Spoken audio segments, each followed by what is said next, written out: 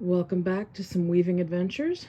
Today I am doing the loom reveal for my houndstooth project. And no, this does not look like houndstooth, but that's because I ran out of yarn. This project has some quirks in a few directions, one of which is the sheer volume of weft used. For the most part, I estimate with the various percentages and standard rules my warp. And then I take into account shrinkage and take up and loom waste and come up with my yardage calculation. For the most part, if I'm weaving balanced weave, I tend to take my warp estimate or calculation and say that or maybe a little bit less of weft.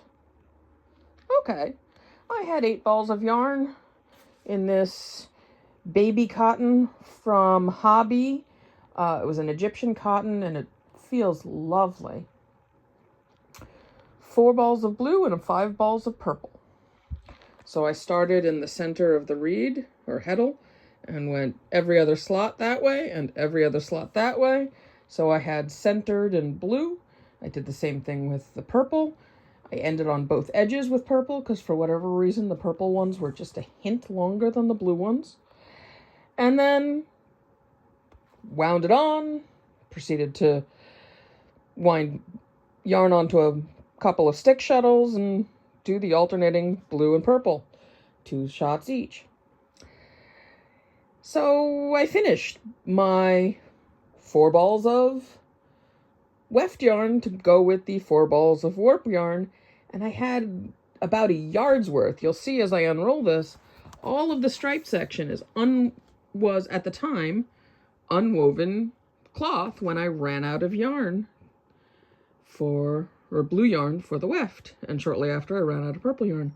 As I said, luckily I had a spare ball, but this is all that's left on this shuttle, and I can tell you this is maybe a quarter of a ball, probably less.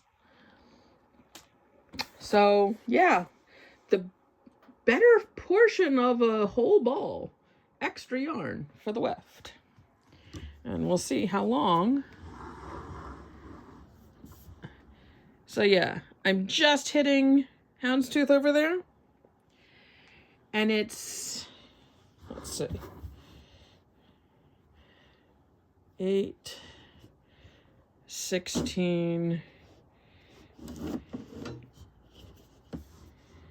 24, it's about 26 inches. So yeah, about a yard was unwoven because then there's this bit and the bit at the end.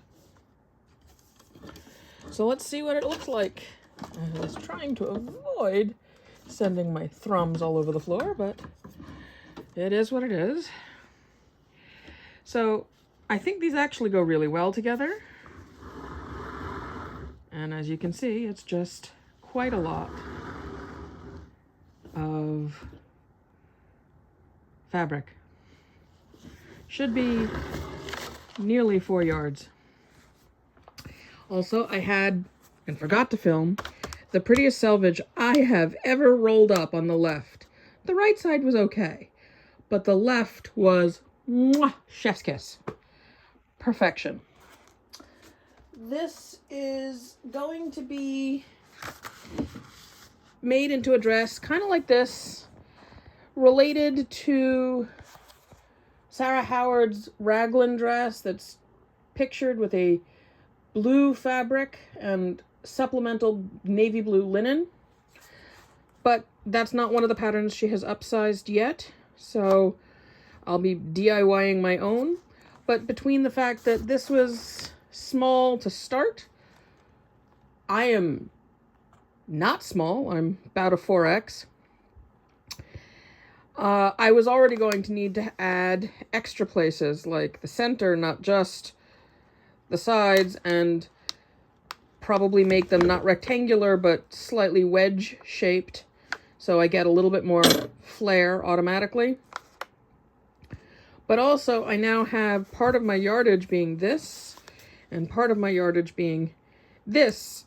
So if I want them to not just be random, one of the 4 panels of the dress to be 90% a different pattern, what I'm going to need to do is break it into more pieces and maybe do, say, this one and this one in stripes and the other 3 of houndstooth and maybe 1 panel on the back.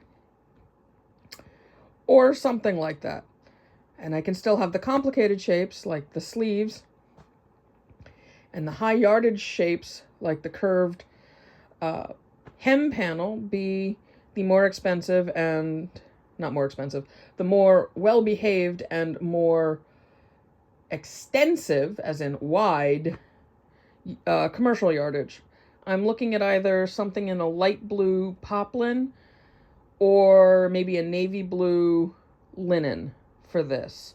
I think linen will blend well, or navy blue linen will blend well, color-wise and weight-wise. This is a lovely soft material, but it's not paper thin. There's some weight to it, and I think that'll meld better with linen than standard shirting material. Meanwhile, I hope you enjoyed this assessment of this project, and happy weaving adventures. Be well, everyone. Stay warm. Hopefully you didn't get completely snowed under in the past few days. Take care.